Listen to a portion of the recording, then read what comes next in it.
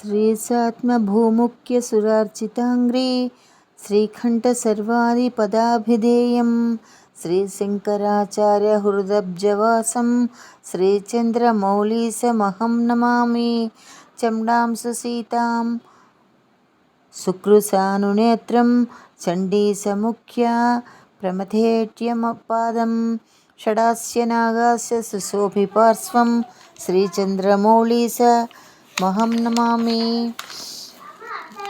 द्रव्यादिसृष्टिस्थितिनाशहेतुं रव्यादितेजां स्यपि भासयन्तं पव्यायुधादिस्तुतवैभवं तं श्रीचन्द्रमौळीशमहं नमामि।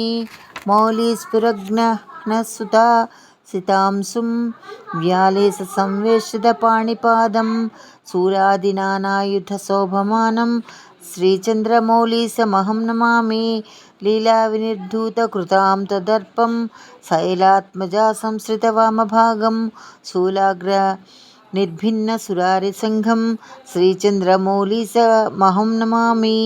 सतैः श्रुतीनां परगीयमानं यतैर्मुनीन्द्रैः परिसेव्यमानं नीतैः सुरेन्द्रैरविपूज्यमानं श्रीचन्द्रमौळीशमहं नमामि। मत्तेभः कृत्वा परिशोभिताङ्गं चित्ते यतीनां सततं वसन्तं वित्तेशमुख्यैः परिवेष्टितं तं श्रीचन्द्रमौळीशमहं नमामि। हंसोत्तमैश्चेतपि चिन्त्यमानं संसारपाथोनिधिकर्णधारं तं सामगानप्रियमष्टमूर्तिं श्रीचन्द्रमौळीशमहं नमामि।